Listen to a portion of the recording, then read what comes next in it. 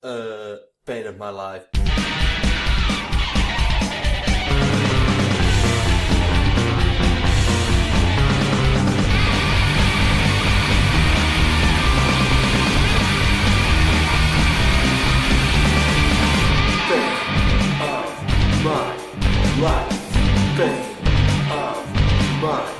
Life. Dirty job, but someone's got to do it.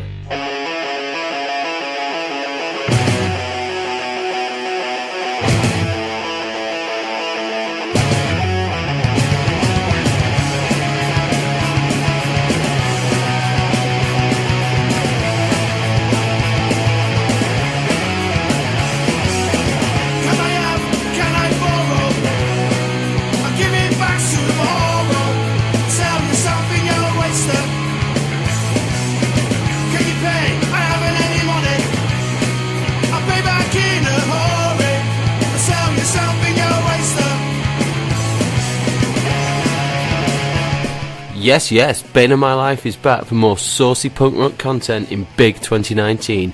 First up, a trip to the beacon amongst Stockport's dark Satanic Mills. This is Pressure Drop Rehearsal and Recording Studios. Lurking in this Kirkz ratified sanctum is none other than Big Jase Carroll, case of cider in hand, ready to hunker down for the BoML long haul. Now, I can't say the S word without using air quotes, but the scene relies on promoters like Jase doing the thankless task to give us bands somewhere to go and give it some and hopefully someone to give it to. Well, following years of grind, then Mr Carroll happens to have gotten quite good at this, so you know that his gigs will bang, just as we're lucky to be doing for him in April of this year. He's also just off his most successful run of gigs, having been instrumental in getting the legendary Macc Lads back to the stage in November 2018. He's well known and well liked for reasons that come across here, so sit back and enjoy. Boom!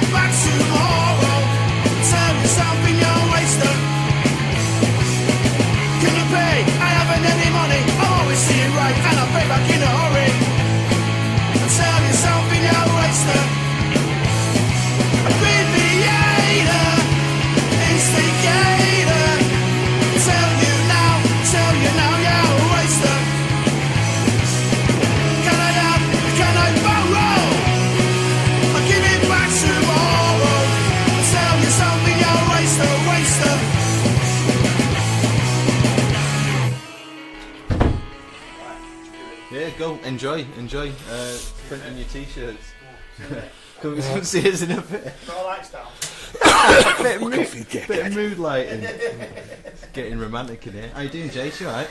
Yeah, solid, mate. Good stuff. Welcome to Bane of My Life, the podcast. I say welcome because we're in fucking somewhere that you know far better than me, aren't we? We're in Pressure Drop, so yeah, Pressure Drop Studios in Stockport. Welcome to the podcast, but really we're just sat in your home from home. So you near here, live in here? Yeah. That's good. I was born in Stockport. Were you? Yeah, I was born in Stockport. Lived in Stockport for 20 odd years, and now I live in G Cross near Hyde. Near Hyde. Yeah. So getting out in the country. Yeah, so I've been there for 30 years now. How is it getting into Manchester from there? Just a straight bus, isn't it? Is it a bus? Yeah, just get a straight bus. Is it a danger bus like the 192? Yes. That's what we don't know. Yes, it is. It might be a straight bus getting in there, but what's the bus getting out there? Like? It's danger in, danger out. Is it? Use your wits about you. Yeah, you're right. Oh, that's quality. Well, cheers for sitting down with me. As we know, Ant has doctored my agenda, but I can sort of recognise his scroll. We'll get onto that. He's not that important like that. Yeah, good stuff. Well, you put on a lot of gigs, don't you, Jase? Let's cut to the chase, man. In fact, you got us on in April, haven't you? Yeah, I've got you on in April with the Outcasts. That's it. Star and Garter. Star and Garter, yeah. What is the deal with the Star and Garter these days? Because we played about 4 gigs where we're like, oh, it's the last time we'll ever play the Star and Garter, and then we're always back. Yeah. Like, what's the inside track? The inside at the moment, it's staying where it is. It's staying open. All right. It's the railway people have run out of money, so I believe. Yes, so hopefully it stays open and it stays where it is, because it is. It's not possible. It is the best music venue in Manchester. It's banging. Yeah, it is. It's when it's full, the atmosphere in there is fantastic. Yeah. I think it was the first place we played. You know what I mean? Was it? Yeah, big time. And it was always like, oh fucking hell, Star and Garter. Yeah.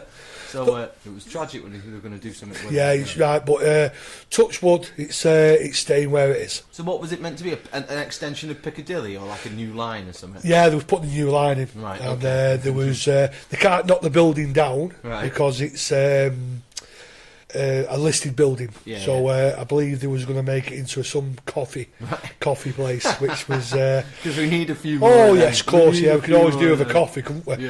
Yeah.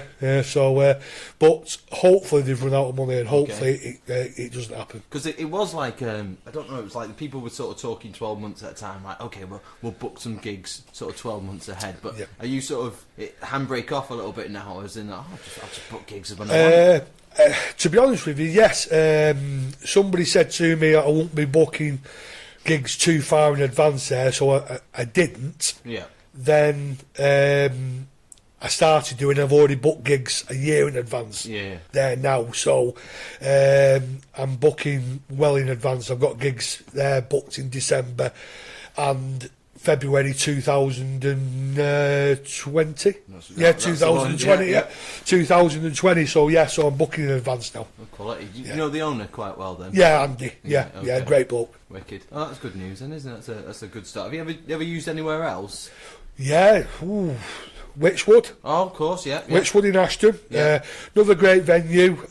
People complain about they can't get there, and it's awkward to get there, and it's awkward to get home, but it's not, because they can get a tram, they can get a bus, they can get a train. Yeah. It's just that sometimes people are lazy and they're just like, it's centre of Manchester, but the Witchwood is another fantastic live venue, great live venue. Proper, you played there yourself, we've done the Witchwood a few times. Yeah. We've got a bit of sort of few bit of history with the Witchwood. But I put gigs on at the Academy, the Ritz.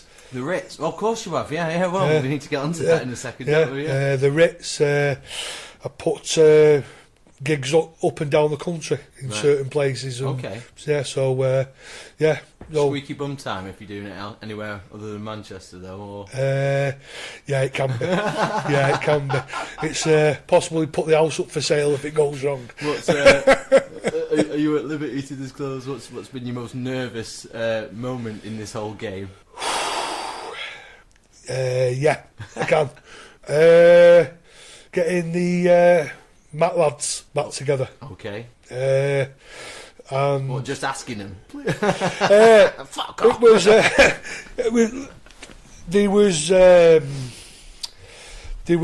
was practicing at this studio. Okay. And Wicked. Was practicing at this studio as.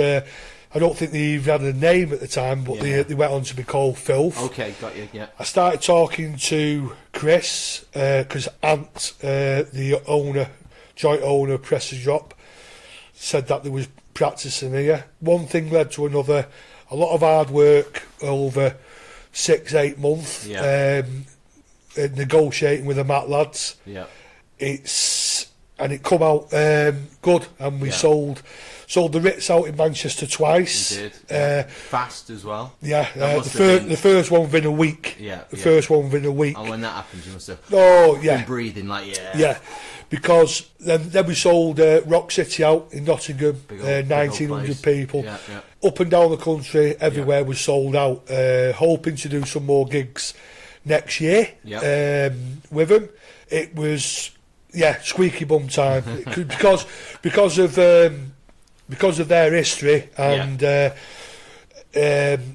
we thought there'd be a lot of bad publicity about them. Understandable. But there wasn't. No. There wasn't, because the Macc Lads, they sing about this and they sing about that, but they're they're not that type of people. No, it's just it's just a bit of tongue in cheek fun with them. But yeah, I've had some scary moments, and I've lost a lot of money sometimes on gigs, but so be it. That's how the cookie crumbles, isn't it? A little bit, isn't it? Yeah, it is, yeah. So, I mean, were they... Because they, as I understand the story, they come together to do filth. Like, Yeah. which was probably just like, they wanted to play again. You know, let's have a bit of fun. Let's do this. Yeah. Was the thought of getting back together sort of gestating in their minds, or did you have to kind of like wear them down? Like, you know, I think there's a market for this, guys. I think people want it, you know. I don't know if it was them when they first started playing together. Yeah. I don't think I honestly didn't know. I've never asked them, but I started talking to Bammy, and we started chatting, and I think some of the Macc Lads was nervous themselves, thinking, this ain't going to work. This isn't going to work. And me co-promoter, John Connor, who puts the... On Terminator 2? I bet he's never had that before. No, he's definitely never had that before. No. But, he puts all the calling gigs on up and down the country, and puts a lot of big shows on. And so we went to him, and John said to me, "What about the Academy 3?" And I just said, "No chance." I said, "It's got to be bigger." He said, "What about the Academy 2?" I went, "No." So I put me. I went, "Sod it, go for the Ritz." And John said to me, "Do you think so?" I went, "Yeah, I do." I said, and so we announced it. And that was that. It was bang. It was sold out within a week. And the Ritz was the first one of the tour. First one, the tour. You knew it was sold out, so it was like, well, it's not going to go badly, is it? But like, you must have been. I mean, I saw you on the night. You would have been a busy chap. So, what were your emotions on the night? How were you feeling? So, please go well. Please go well. I just want the night to go well. And then everybody. The main thing is, for the band to play well and everybody enjoy themselves. Right? Everybody enjoy themselves. That's what you don't want to put a gig on. Doesn't matter to me. Doesn't matter if you put a gig on. Right? If it's at the Star and Garter or the Witchwood or the Ritz. If it's sold out, right? And nobody enjoys themselves, there's a lot of people unhappy. It's not right. I want people to go there and enjoy themselves. You know what I mean? That is the main thing. People enjoy themselves, and people enjoy themselves. They did. They did. Got told that. Brilliant. A success story. Yes. To kick us off then. We're good. How's your lad doing then? He's well. Jordan. He's well. He's he's finishing work. He's on 7/7 today. Is he? He's took the plunge, hasn't he? Yeah, he's playing drums now. Did you advise him against it? Well, do you know what? He's been brought up. He went to his first gig when he was 8. He's been brought up going to every punk band that he's seen. He's seen them all numerous times. He knows a lot of them personally now. He's been all over the world watching punk bands and rock bands and been to that many festivals. Well, it was about time he started playing. Anyway, he's took the plunge with a one-man stand from Stockport, and he's loving it. I mean, you must be fucking sick of this, because I found myself being one of those fucking boring old cunts that's like, "Oh my God, you've grown!" Like, you know, because I remember seeing him as a little lad, and you'll just get that everywhere. Just like, "Oh, for fuck's sake, of course I've grown. That's what people do." Yes. But you know, but it's still a shock, isn't it? Like, Well, when like I said, he was 8. He's 24 now. Do you know what I mean? And it's he's 24. He's got a beard but he still loves his music, and he's never changed. You know what I mean? He's still daft as a fucking brush, right? But I mean, which is good. But people that haven't seen him sometimes for like 5 years, sometimes they're a bit shocked when they see him. Oh, bleeding hell, Jordan! But there's a lot of bands like One Man Stand, GBH, the Drongos, Billy Club, bands like that. They've known him from being a kid, so they see him all the time and speak to him all the time. So that's good. Yeah, well, that's it. He's drumming for One Man Stand now, isn't he? Which is his quality. Is good to see. Completes the circle. Did they approach him, or did he, he put his head like, "Oh, can do your job here, lads. So they approached him. Did they? Yeah. Right, headhunting. Yeah. Because he'd bought a drum kit when he was a kid. Well, he didn't. I did. Right, yeah. That makes sense, bought him a drum kit, and he played himself, and he took a couple of lessons, and then he just played it. And then he went to uni, stopped playing. Anyway, One Man Stand was looking at touring Japan, and they needed a drummer, and I think Chris and Ant said, John, would you fancy doing it? Job for you. Jordan was like, yeah, you know what I mean. He didn't hesitate. He'd not played drums ever in a band. It's not going to stop you with One Man Stand, is it? You know, he was like easing himself in. Yeah, so he went fuck. So, but he loves it, and he's done well. So the lads tell me, and I've seen him play, and he's done well. But the lads say that he's done a decent job. Blinding job. So you've obviously been to Japan. Yeah. Because you've been loads, haven't you? 4 times now. 4 times, fucking hell. Because that's something I mean, every time that I've seen it, just literally a bit of Facebook stalking, like you and the One Man Stand. I was off to Japan. It's like fucking bastard. Yeah, it's different world, mate. It's tell me about what it's like over there. Everybody's pleasant, nice, friendly. It's just a different atmosphere, you know, where the people over there, you're safe. Yeah. Everybody's safe over there. There's no trouble or anything like that. Yeah. People just want to go to the gig and enjoy themselves. I'm not saying that there's ever trouble over here, but you know, it's that undercurrent sometimes. Yeah, isn't it? do you know, it's everybody just wants to go over there and enjoy themselves. And, but it's been in the company of them people. Yeah. Do you know what I mean? It being in the company with them people, and it's just fantastic. I love it. What they like for punk music? Then they're big on it. Oh yeah, yeah. Oh yes, yeah. Are they? They're into the really old punk bands. Oh, that suits the One Man Stand. And they're into the new stuff as well, do you know what I mean? But yeah, they do love the music. There's a couple of bands that I know, Human Project and Fair Dues, who are going over there, or been over there, do you know what I mean? And it's a bit like, it's feasible, isn't it, I suppose, if you just sort of cobble your flights together and get a few shows. But what sort of numbers are they pulling at gigs like? Well, you get a band like One Man Stand going over, which really just a small band from Stockport in England. Yeah. And they was getting 100 people in. Very nicely for fucking thousands of miles away. Yeah, you know what I mean? And they was doing well. They played a festival last year in October, and they had a huge crowd in there. There was probably, I would say, there was well over 200 people in there watching them. Wicked. You know what I mean? And you don't believe it or not, all the other Japanese bands and everybody that was there, One Man Stand was the only one that got an encore. Really? Yeah, there was. Yeah, and which was fantastic to see. There was probably about 400 people in total all in the venue and etc. But you could only get so many into one room. And it was packed. Right. It was packed. And they got an encore. How many dates have you sort of been to? What do they do when they're over there to make it worth the while? Like, I assume you might go for a holiday as well. Do you? Yes, I mean I went over to Hong Kong as well. You know what I mean? Sort of over to Hong Kong, but they did. I think they did 6 shows when they was over there, up and down the country. You know what I mean? But it's look, you're going to lose money. Yeah. Oh yeah, big time. Top and bottom is you're going to lose money. Being in a band, isn't it? Yeah, you shouldn't be.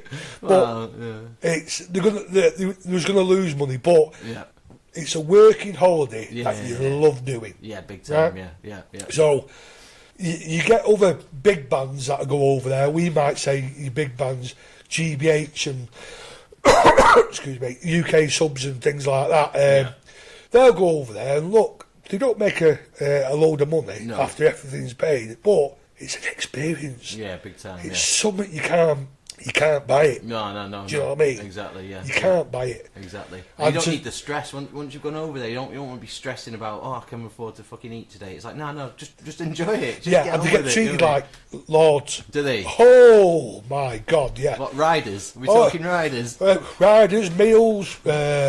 Put up in houses and everything. They get treated well, you know what I mean? Yeah. Or they do presents given to them. Oh yeah. People just turn up and they'll give them presents and all this and the other because they're so grateful for having English bands going over there to see It's a them. nice touch. We take it for granted over Yeah, here. big time, Do you know what I yeah. mean? So it's where, we've got a Japanese band coming over. So what? When they got an English band Yeah. coming over, Yeah. it's like, we'll make the most of it. Yeah. So it's good stuff. You're saying that if we want to feel big time, that's the way to go. Yeah. Want a week of feeling like we've made it. Off we go. So is this where the relationship with the Anger Flares Yes. comes from? Because they're a Japanese band, Yeah. obviously. Yeah. Yeah. So how did everyone meet them? First of all, we had a band over from Japan called Drex. Okay, yeah, remember, yeah. Yeah, we had Drex come over, and one man stand went over to Japan and played with Drex. Yep. And then we met Yuishi, who's the kingpin of punk Nice. in. The man to meet. Oh yeah, he's Yeah. the top man in Japan, and a fantastic bloke as Yeah. well. And he singer of Anger Flares, Yeah. bass player as well sometimes, and that's how we got together. And it's a fantastic relationship Yeah. we have. And Anger Flares are coming back over to play Rebellion. Oh, are they? Yeah, booked to play Rebellion. Wicked. Yeah. I've got them a few shows already lined up. Right. Okay. Where are we talking? Manchester, Birmingham, hopefully Newcastle, Norwich. Right. That's Salty Dog. Obviously. Yeah, Salty Dog. Salty Dog is mint. Yeah. I've had Bundy on like this, but Manchester, Newcastle, Birmingham, Northwich is quality. But that's testament to Stockport the Salty Dog, as well. isn't They're it? playing in here. Stockport, are they? Yeah. Are they playing on the Pressure Drop Open Day again? Yeah, wicked. Yeah, looking forward to that. Yeah, so it's but they come over and they just have a great time. Yeah. They have a great time, and like I said, they'll be playing Blackpool, in Rebellion. Plus, I think I've got them 2 shows in Blackpool, after show parties and all that. Make the So most of it, yeah. Oh, have they been to Blackpool before? yeah, they played Rebellion I was twice. going to say, otherwise you could fucking sit them down and say, look, you're going to a place called Blackpool, this is what you need to know. No, get all your injections. This is where you should eat. Yeah. This is where you shouldn't eat. And don't drink the water. I hope you've got them staying at a fucking 20 quid a night B&B. So they can see the true England. Well, yeah, they have. Yeah. That's where they stayed before. You know what I mean? A good £25 greasy breakfast and everything thrown in. Get this down here. Oh God, yeah, and look after me because I'll be drunk. What's like the language barrier like? I take it you don't speak Japanese. Do you? No, You're a smart guy, Jason. It's just an assumption on my part. I don't. I've got a few words, but Sayonara. But that's what makes it so good. Yeah. Do you know what I mean? When you try to when you're talking to them, and sometimes when you write something down, you have to do it in like baby writing, so they can understand it. And but the language barrier is pretty good. Right. Do you know what I mean? It is pretty good. But that's the fun of it. When you might say something and they look at you and you, like, what does that mean? And you try to explain to them, and then the penny drops with him, and everybody just bursts out laughing. It's great. Bargain. That's good. And one thing I will say, they are very, very professional people. Are they? Yeah. Good. Yeah, professional when they're playing a gig, and they're there, they sound check, they are just a professional set of people. Unlike myself sometimes when they say, "Where's the promoter?" and he's drunk in the corner. Only when everything's sorted. Yeah, when everything's done, then I can relax. Everyone's here, right? Over to you guys. Here's your money. Well, we're going to play a tune by Anger Flares that was recorded in this very room. This one's called Wing at the Pull Up.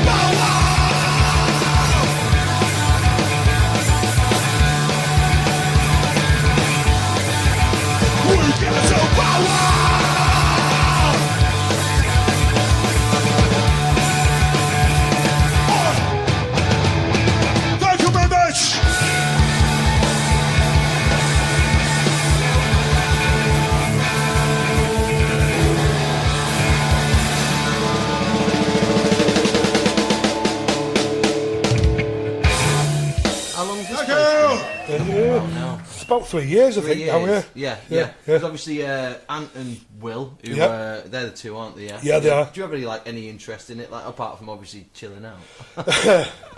Well, I mean, Ant's my best mate. Yeah. He was my best man. I was his best man. Oh, nice. I've been a great supporter of his band. Yeah. His family to me. I think the world of Will. I think Will's a top, nice, really nice bloke. Nice family. We started a record company up. Really? Yeah. This is big news. Yeah, record company. Well, it's been hovering now for about a year or more. Right. But we were hopefully releasing some stuff soon. Cool. So we're going to be releasing a CD for a gig that I put on in February. Me and Stu Taylor, Punk for Pam. Okay, wearing a t-shirt. Yeah. So and we're going to be releasing a CD for that. Yeah. Will and Ant will be doing it all. Right. Okay. And then hopefully I'm going to be releasing the One Man Stand new stuff. Album. Yeah, new album. And we'll take it from there. Have we got a name for this company? We're allowed to share it. I Sounds like don't know if if names. it's. I don't know. I don't know if it's no. It's not for me to say. Tantalising. Yes. So, what actually is involved in setting up a record company? To be honest with you, I haven't done a lot of it. It's Ant and Will that have sorted it all out. They sorted the website out, done t-shirts for me. That's handy. It is handy because they do t-shirts, downstairs merch. at the moment, like elves, aren't they? Like fucking Santa's elves making them. Yeah, so if you do want any t-shirts doing, contact merch. We're basically in a hive of industry right now. Yeah. We're in a recording studio with like a merch production room Yeah, downstairs. it is. So but they've done it all, and when it's come to release time, I'll pay for it. Okay, here we comes. Big Daddy.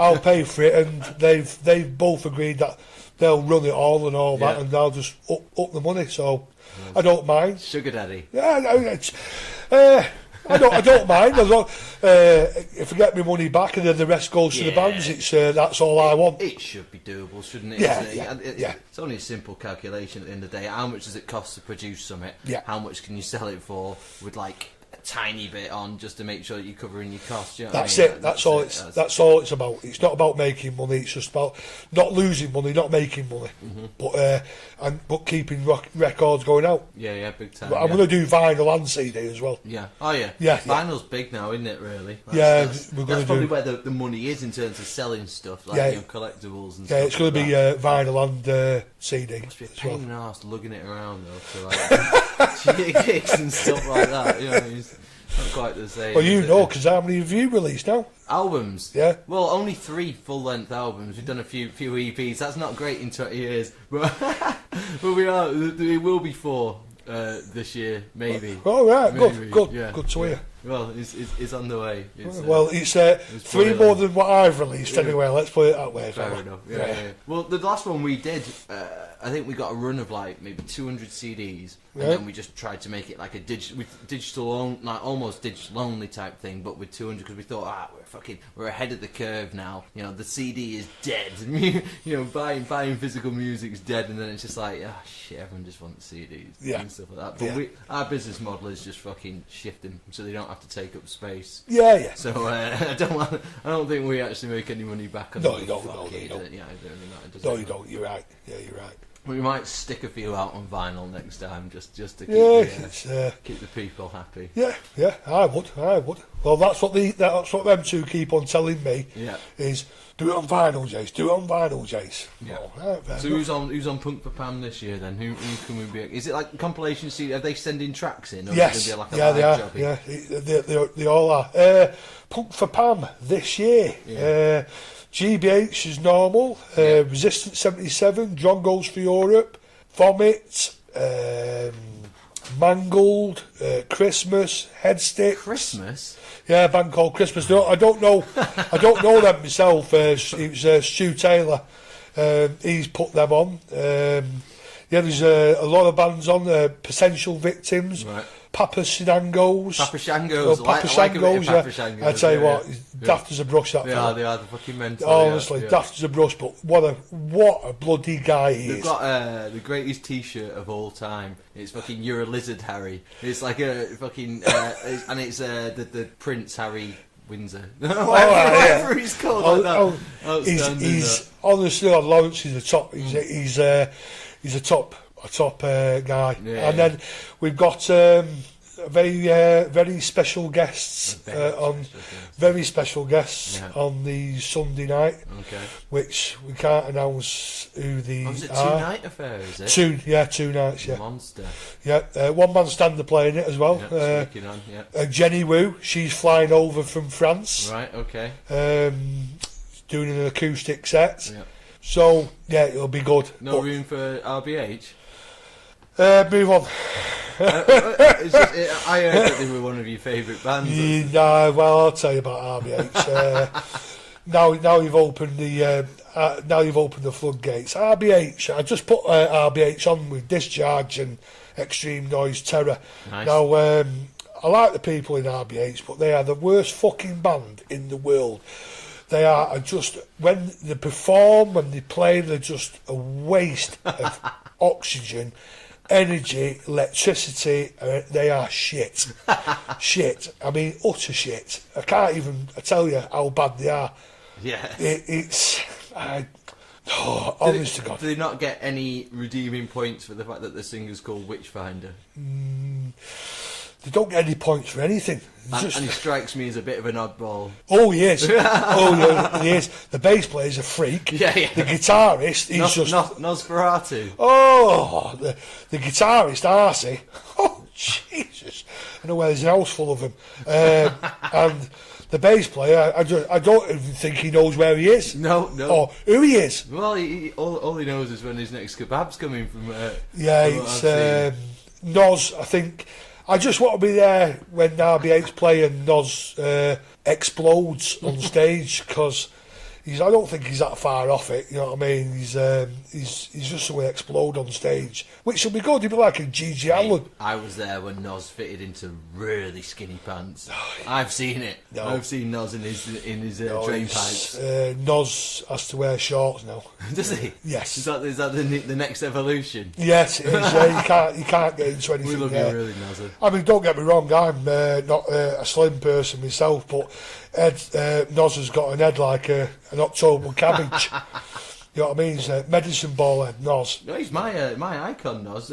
He still wears a baseball cap backwards, and obviously it's on my mind approaching a certain age as to when I'm still allowed to wear a baseball cap backwards, and when I have to just sort of probably just turn it round and grow up a little bit. But as long as Nos does it, then that's fine. Yeah. Nos he's a character. Nos, he's permanently poorly. He's permanently got an illness, his blood pressure and etc. Diabetes now, and all these illnesses, but he's still there swigging cider, smoking his head off, eating kebabs and all that.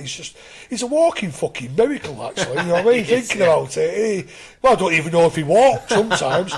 Unless he hasn't got Kaz with him to wheel him about. But, testament to medical science. Yeah, you're right.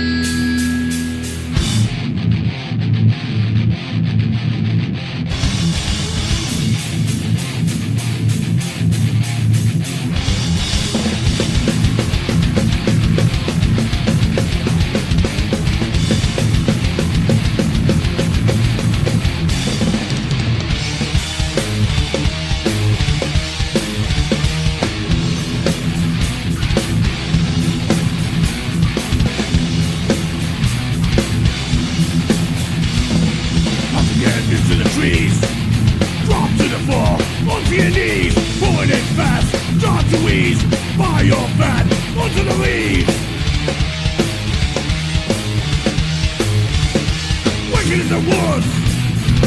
Boil your blood. Waking in the woods. It's really good. Down by the stream. Good place to grieve. Local trip behind the bush. Wasn't teach them not to gush.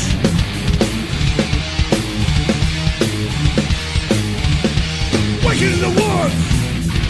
Boil your blood. Waking in the woods. It's really good.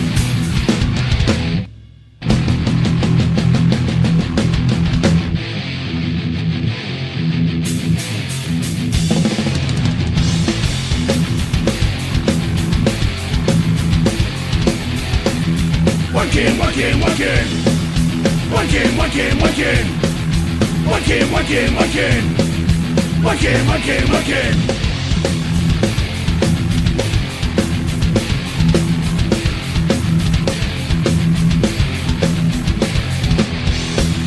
Working, working, working. Working, working, working. Working, working, working. Working, working, working. Down by the riverbank. The place for a wank. Nip into the park. Cooking your sausage in the dark. Waking in the woods. Blowing your blood. Waking in the woods. It's really good. Waking in the woods. Blowing your blood. Waking in the woods. It's really good. Working!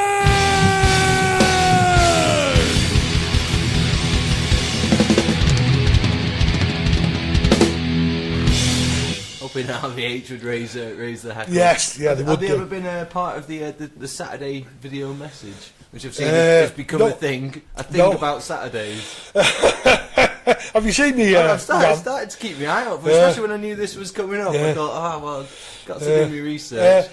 Well, how that come about was that there's somebody that put something up on Facebook, and so I was in a pub and somebody said, "Why don't you do a video message or something on a Saturday then?"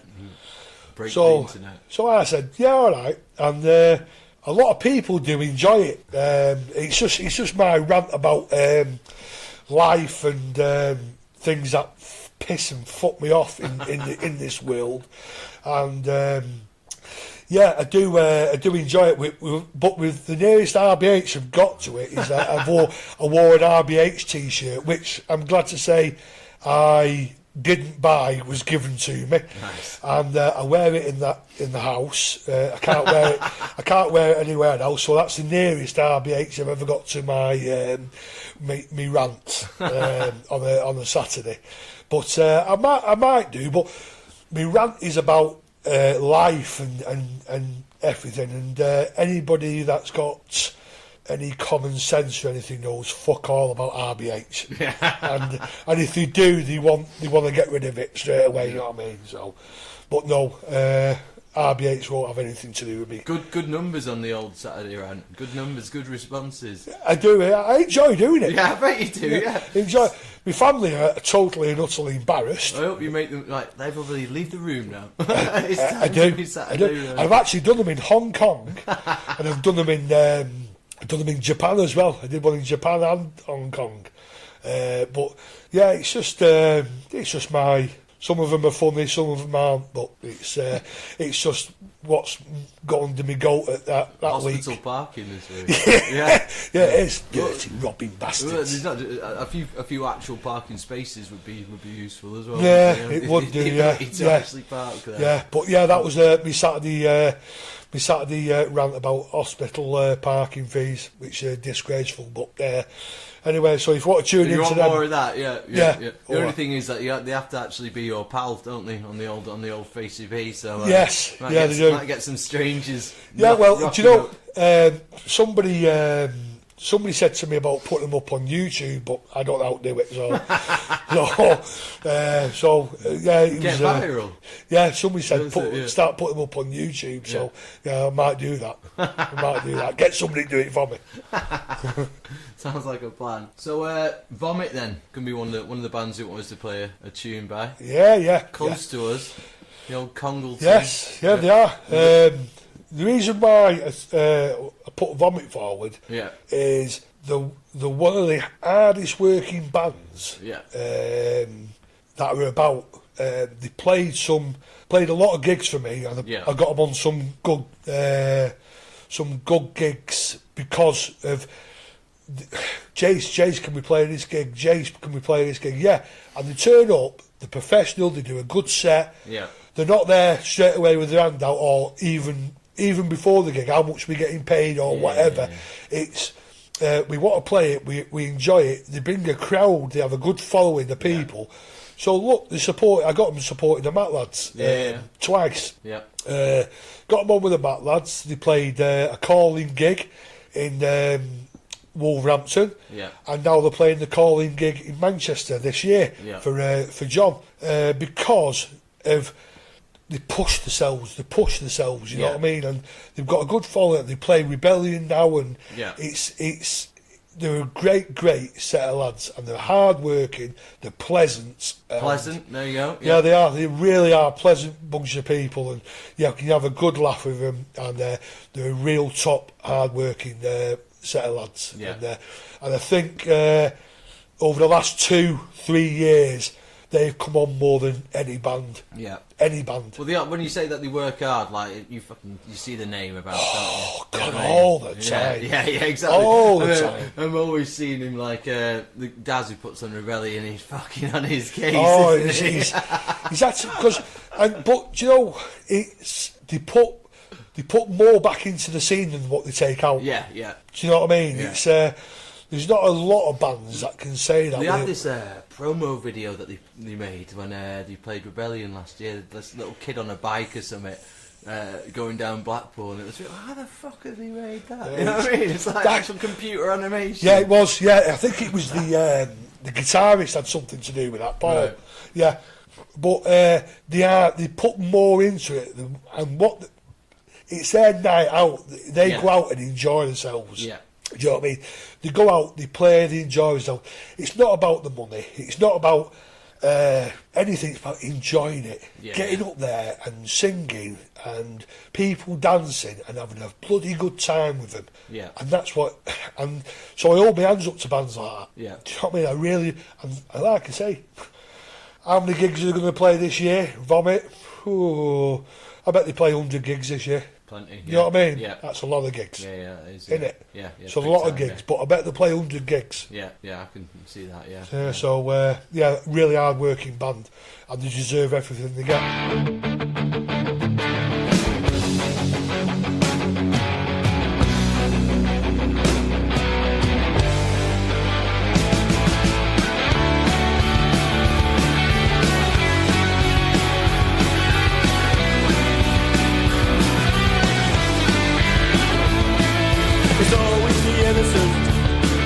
It's always the man on the street. Relatives, loved ones lost forever. Families making ends meet. It's always the carefree. It's always the girl about town. Taxis, price rise, job forever. The government's bringing us down. They will bring us down. They will bring us down. Bound for glory, but the bound for glory. They will bring us down. They will bring us down. Bound for glory, but the bound for glory.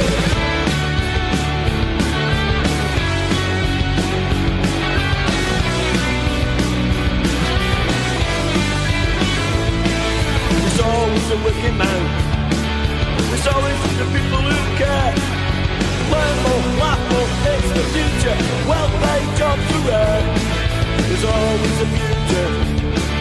There's always the common ground. Good jobs, bad jobs, moving on. The forces are where I'm bound.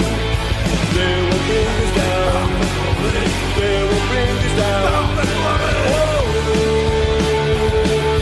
Bound for glory, but bound for glory. They will bring us down. They will bring us down. Bound for glory, but bound for glory.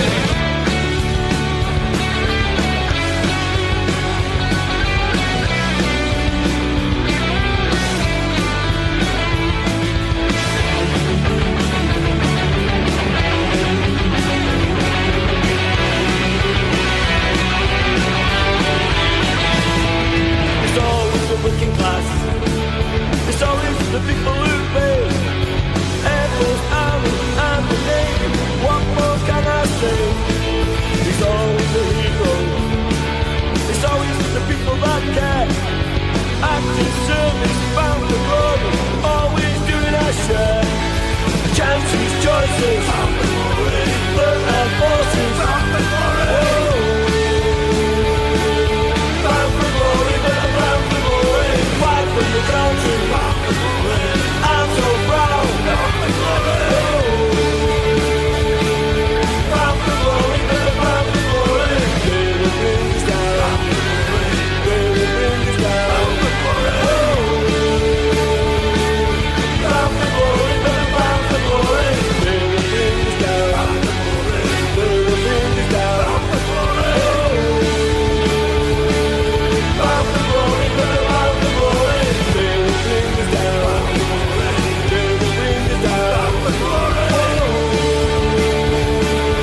bound for glory, bound for glory. Lay the rings down, lay the rings down. Bound for glory, bound for glory, bound for glory.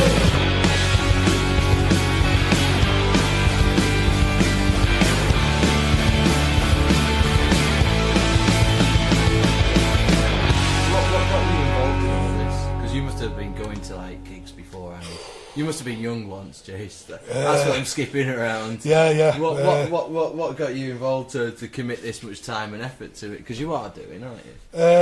Yeah, I do, yeah. A lot of time and effort into gigs now. I take it you still make it out for ones that you're not putting on. Oh, as God, much yeah. as you can. Like, Yeah, I do, yeah. Well, your kids are grown up now, aren't they? Yeah, I mean, I still go to a hell of a lot of gigs. I'm going watching Ozzy Osbourne in February 5 times, because Ozzy's me hero, even though he's not punk, but he's my hero. So I'm going out watching Ozzy 5 times. Yeah. Going watching You're going to go watch him 5 times in February? Yeah. In the same month? Yeah. All right. Up and down the country. You should give you some sort of fucking medal for that. Yeah, well, I mean, no, just They're going to just be down the M6 or something, like looking out the back of the tour bus. It's him again. It's him again. Oh, I hope we do. It's following us. I hope we do. I did it with Black Sabbath when they toured last year. Me and my lad went all over the place watching Black Sabbath. But yeah, I go to a lot of gigs. But I've always been. My first gig, I think, I was about 11 or 12. Yeah. So 40 years ago. Giving something worked away, out for right? myself, yeah. And I still enjoy it now. Yeah. I still enjoy it now. You know what I mean? I went through all the bad times of punk when there was a lot of fighting at gigs. Was there? Yeah, a lot of fighting at gigs, and skinheads was always fighting with the punks, and punks with skinheads, and punks with mods, and punks with the Perry boys, and now it's not like that. What'd you put that down to then? Is everyone just fucking got a bit older, grown up, or Yeah, what? What's there were people who was ignorant then, and whatever. The only disturbing thing that we have sometimes that creeps into our scene is the right wing. I'm sorry to mention it, like, but it's one of them things. It's you don't want the right wing there. I don't want the right wing there. I've had many of tussles with the right wing over the years. I don't want them type of people at my gigs, and they're not welcome, and they're not welcome with the group of people that I deal with. But I still enjoy going to gigs. I'm going to watch a gig later on this month. A band called The Pack. Okay. Which I've never seen, which formed about 40 years ago. Kurt Brandon out of Theatre of Eight, Spare Destiny. Okay. He's doing 4 gigs with his first band that he ever made. Right. And I've never seen them. And they're playing 4 gigs. So me and Aunt, my son, and 2 lads from Scotland are coming down to Manchester and watching The Pack. So I'm excited about that. Yeah. I really am, because it's like a band that I've got the CD, I've got the record, but I've never seen. Yeah. So you still get that. You still get the enjoyment of it, and I do love it. So what about the sort of general health of things in terms of, like, obviously you were saying like people used to be fucking scrapping and shit like that. Is he like youngsters coming through and stuff like that with that you're seeing like in punk? Keep it alive, regenerating. To be honest with you, it's dying off. That get the young guns in there. It's sometimes you can go to a gig and it's like a family get together. You know what I mean? It's the same people there all the time, like my age, a bit older, some are a little bit younger. Yeah. We do want more youngsters there. I don't charge kids to get in my gigs. Cool. Any of my gigs I don't charge. I think kids, if the parents are paying to get in, if they're bringing a 12, 13 year old, well, yeah, they're coming for nothing, you know what I mean? Yeah. I'm not going to charge them. We do need a younger influx. There's a lot of young bands out there. Yeah. So why isn't there a lot of young followers? Is to be into punk music or ska music now? Is it the in thing? No, it's certainly not. No, but it never was. That's part of the fucking attraction, isn't it? Yeah, but when I was a youngster, it was great to be a punk and be rebellious. Yeah. Now it doesn't make any difference. Yeah. You know what I mean? When we was punks and we used to walk down the street with spiky hair and ripped pants and all this, people used to look at us like, oh my God, look at him over there, look at them over there with a Mohican. And now it's nobody gives a monkeys. Yeah, yeah. Nobody gives a toss what you wear, what you look like, and that's how it should be. Yeah, you're right. That's how it should be. You know what I mean? Moved on a bit. But for some unknown reasons now, a lot of the youngsters, I don't know, they want to stay at home and play on Xboxes and shit like that. It's interesting, isn't it? Because people are always talking about like venues shutting down, stuff like that, which they do. We've been fucking around long enough to see plenty of places sort of come and go. And so, and then sometimes I just think to myself like, well, it is a zero-sum game. Eventually, it's just going to get thinner and thinner and do that. That's why I'm just interested in what other people's sort of views are. Yeah, it's look. But that's live music in general, not just punk, though, isn't it? You know what I mean? Oh yeah, I mean it's just you hit the nail on the head. Then it's the venues. Yeah, right? You've got venues shutting down left, right, and centre. Yeah, you've got the big corporate venues that are taking over. Yeah, right. They're taking over and putting all the bigger bands on. The smaller bands are going to get pushed out completely. Yeah, you know what I mean? They're going to get pushed to where you're going to have nowhere to play. Yeah. Nowhere to play whatsoever. Because then when you have to start paying extortionate fees to hire somewhere and then put your ticket prices right up to go and see a band that are not going to pull the people in. Yeah. So that's when it'll finish. Well, it's kind of working against each other because in one way you could say things are like more democratic than they've ever been in terms of like if you record some music, you can get it on the internet. Anyone can get anything on Spotify, and you can get it sort of out there more than you ever could when you had to physically get someone to press you a CD and sell it. So in that sense, it's easier than ever to get your music out there, but it's probably harder than ever to play in front of anyone. Imagine his dog or something. Right, I tell you what, right, you're going to get me on a bit of a rant here, right? Surely not, James. That's not like you. No, right, because you're right there. You can get it all out in all your music out all over the place. But do you know, 40 years ago, I used to be paying £3, right? Yeah. To go and see a band. Yeah. You can put. Must have been house that 40 years ago. £40. 40 years ago, three quid. Yeah. To go and watch a band like UK Subs, right, with 2 or 3 support bands on. Yeah. Now, 40 years later, you put 3 bands on with the UK Subs and start charging £10. Yeah. 40 years later, and people moan. Yeah. Right? They moan at the price. If it's £10 to get the gig, you put like your band on, right, and 1-man stand, and 2 other local smallish bands, as you might say. Yeah. 4 bands on for a £5. Right. Yeah. People are moan. Fucking £5. I'm not paying a fucking £5. So fucking hell. But they don't mind paying £5 for a pint of fucking lager. Yeah, exactly. Yeah, they should do. It breaks my fucking heart to pay £5 for a pint of lager. You know what I mean? But they'll go in and they'll go to one of these bigger venues and pay £5 for a fucking pint. Yeah, big time. Yeah. Do you know what I mean? And you're like, what the fuck? You can go into a smaller venue and see bands playing their own music, right? 4 bands for a £5, right? And they'll moan. Yeah. They moan about it on a Saturday night.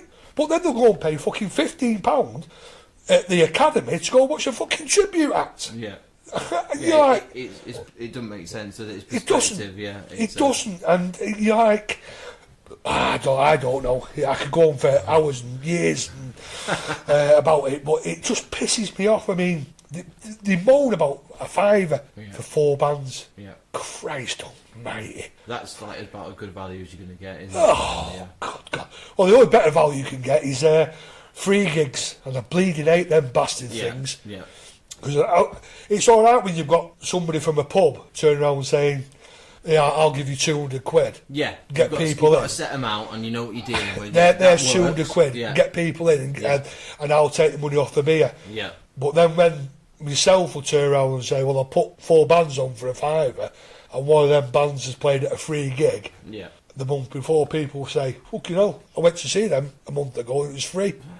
But it's a £5. It's a £5 for fuck's sake. But behave. But it's we're always beating ourselves up in the punk scene. Yeah. Always beating ourselves up. We complain about a £5.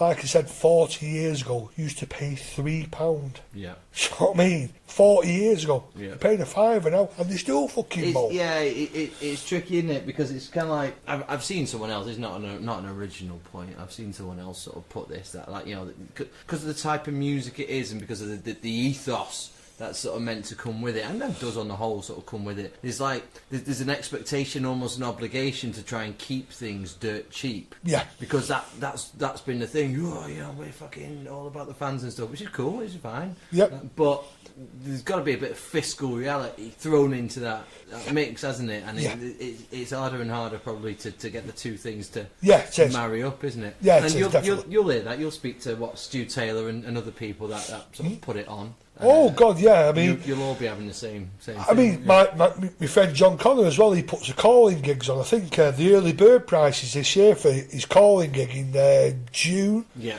Beginning of June, is £23.5, and you've got Slaughter My Dogs, UK Subs, and all these bands Full on it fair, at the wrist. yeah. You know what I mean? Real good Vomiter on it, and Peter My Test You Babies, I think, are on it. Real good lineup for £23.5. Yeah. I mean, Christ almighty. You know what I mean? You go and watch some other bands, and, I mean, they're £200 to get in. Yeah. Just to go in and watch them. Do you know what I mean?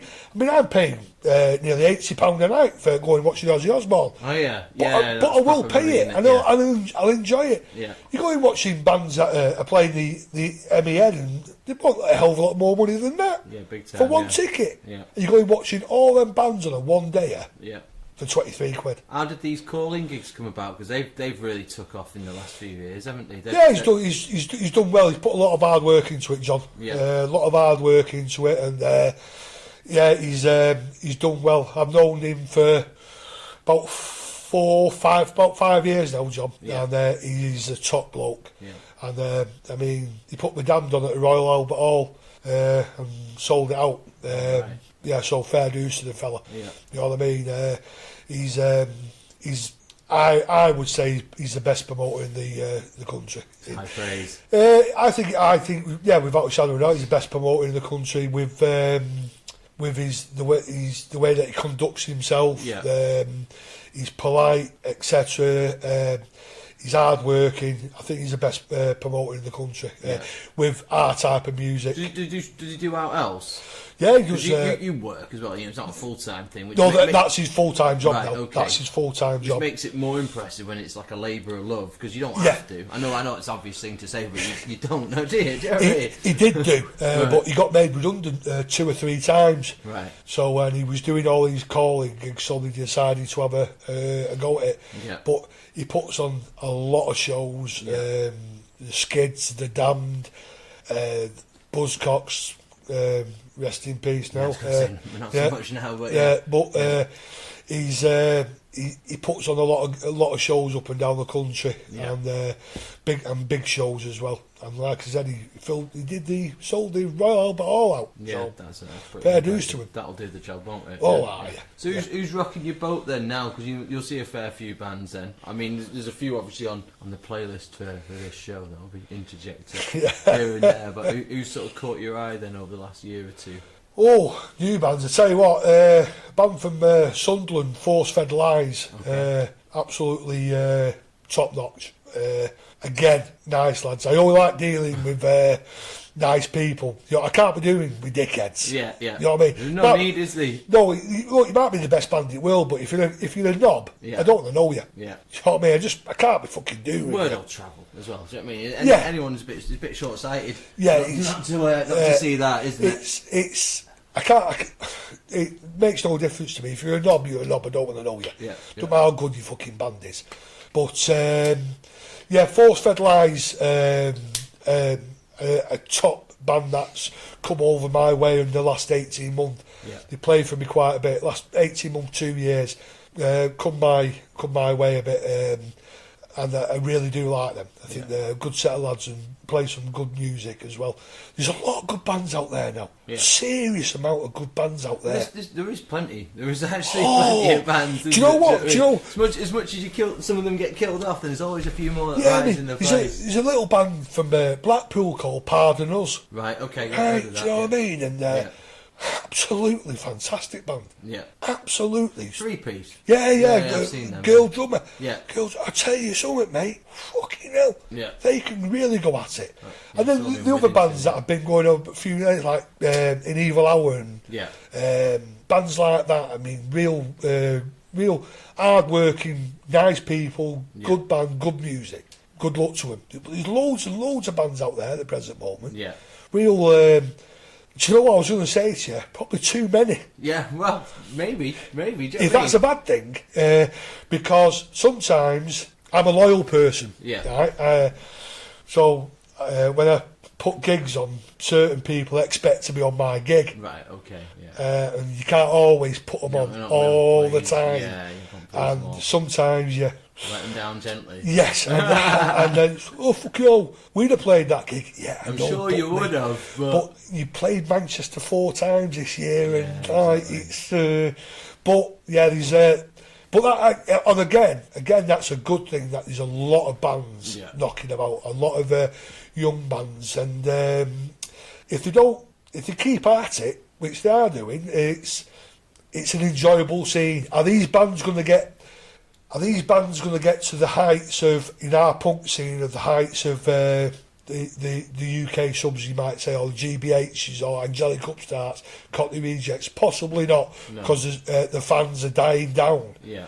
But they can keep it going. Yeah. They can keep it going. Yeah, well, I mean, eventually, you listed 4 bands there that can't go on forever. I'm not one to talk about bands going on forever, but can't go on forever. Like, you know, there's gotta be something to fill it in. Yeah. I mean, like a band like Dirtbox Disco. Yeah. They can headline some shows. They can play to a big crowd, I was the first person to ever put them on in Manchester. Were you? Yeah. We, I think we played with them at the 3rd ever gig or something at the Vic in Colville, and we used to play with them down at the Appleby on Burton-upon-Trent a few times. We've had him in Macc as well before. Yeah. You know what I mean? It's funny now, like, but it's all good. Do you know what I mean? They're a cracking bunch of lads. Do you know? They are. You know, Weeb come up to me not this year at Blackpool, but last year. Yeah. And he come up to me, and I was sat on Stu Taylor's stall, and was just sat there on my own, just having a pint, and he come up to me and he talking to me. Weeb, he went, nobody knows he's the lead singer, and he said, "Can I just have a quick word with you, Jase?" And I said, "Yeah, what is it?" And so I had to stand up because I was sat down, and he said to me, "If it wasn't for you, we wouldn't have made it." He said, "Because like we'd have jacked it all in." He said, "A lot of it is all down to you," which took me by total and utter surprise. Yeah. And was one of the nicest things that anybody in the punk scene has ever said to me, because he meant it, because it was me and Noz that put him on the first time. It was Noz that said to me, "Put this band on." Yeah. So I, fuck it, go on then. So we put him on, and he said to us, "What the band said? What do you think?" I said, "Yeah, great." And then I ended up putting them on about 8 times. Yeah. And then they went playing for Stu on his record label, and the rest is history, as you might say. Yeah. Do you know what I mean? But I mean, they they can pull a decent crowd in. Well, they put on a good show. Yeah, That's the thing. They're not they out do. of place if they play last. Do you know what I mean? It feels like an event. Yes, yeah. And a good set of lads and real nice people. I know we tore into him earlier. You want to listen to this Noz character because no, don't fucking listen to him. He boys to death. He likes the Kirk. I remember him. I just throw that one in. I likes the Kirk. Oh, is he the first? Is he that person? He's that one. Yeah. I remember him banging on about Wonk Unit before they kind of like got a lot bigger. And clearly he was saying get Dirtbox on. He knows something now. Yeah, but he knows something, but he knows fuck all actually, because, and it's the same goes with me, because the Wonk Unit and the Dirtbox Disco, Wonk Unit have played for me again many times, and I remember him saying to me, Jase, can we jump on this gig? And I've gone, oh fuck, yeah, go on then. Jase, is there any chance you can just give us 30 quid? And I've gone, yeah, all right, no problem, I'll slip you in, and 30 quid and some beers, yeah. Oh, I wish I could get them bands now for 30 quid. You know what I mean? Guys. 30, 50 quid or whatever. I wish I could get them for 50 quid. I wish I could probably get them for fucking 300 quid. But and good luck to him. Yeah. You know what I mean? Good luck to him. And I mean, it's so really me and Noz, we can sniff a decent band out sometimes, but we've never used our fucking loaves without doing anything about it. Until now, with your record label. But if Wonk Unit Dirtbox are listening, look, I can give you more than 50 quid now. This is a firm offer, lads. This is an absolute firm offer. Take it or leave it. Yeah. Oh, good quality. Anyone? You know, you're saying there's a few dickheads, and anyone you want to call out? Oh, you haven't got long enough, mate. How long's this podcast? It's like if you're giving people shit, as long as it needs to be. Look, the people know who they are. They know who they are. Yeah, they know who they are because I fucking tell them, and I won't say it on there, but I'll tell them to the fucking face. You know what I mean? I can't be. There's a lot of people. Hairdryer treatment. Yeah, there's a lot of people piss me off. Yeah. There's a lot of bands piss me off. That they don't do anything, Max. To be honest with you, they want to get on the gig. They don't promote a gig. They don't push a gig. Yeah. They want to turn up. They want to play. They want to put their hand out for money. Yeah. And a rider. Well, a lot. I mean, I give riders to every band. There's always drinks there. Yeah. There's nobody can ever turn around and say there's always drinks there. And they turn up, sometimes they turn up 15 minutes before they play, and then 15 minutes straight away and fuck off, you know what I mean? Bad form. How do people know that? Everyone knows not to do that. Even if they were just being a bit cynical and playing the game, like, don't do that, don't do that. But I mean, they don't support the scene, they don't push it, but they want gigs, and it pisses me off, mate, and so a lot of them do know. A lot of them do know that it pisses me off, and but it's because it's such a small scene. Again, there's no point dividing it. It's just I just like fuck you, I won't bother putting you on again, and if I walk past you at a gig, I just nod. And that's it. Yeah, you know what I mean. So that. But I would love to start slagging people. I'm not. It was worth a try. It was worth a try.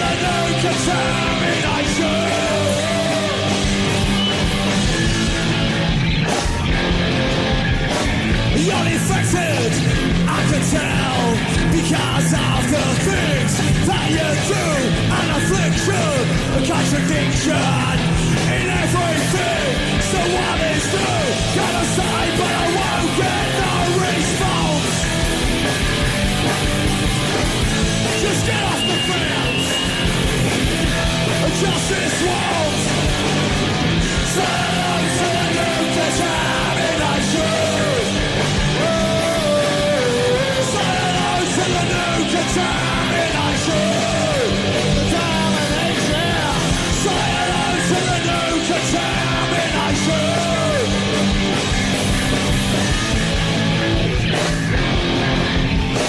You're infected, I can tell, because of the things that you say. An affliction, a contradiction, in every single possible way. Gonna say, but I won't get no reply. I ask some questions and you can't tell me why. Say hello to the new contamination. Say hello to the new contamination.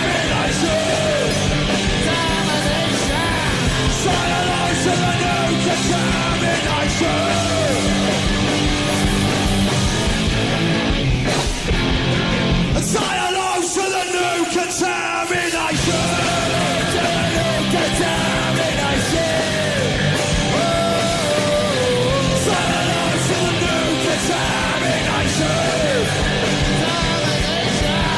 Say hello to the new contamination.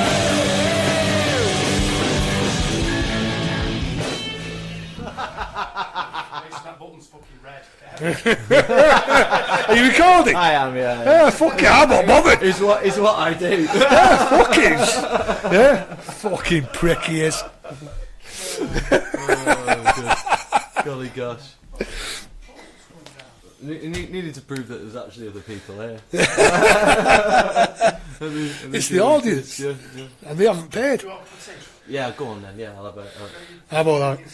Yeah, well, He's on it. Yeah, I wish I was. Fucking hell, but you know. oh, When I come back, this door's going to squeak, so I'll give you a quick. No, authenticity and No, it's alright. That's what we're all about. Doors do squeak. Get the WD-40 on, for fuck's sake! This is a professional operation.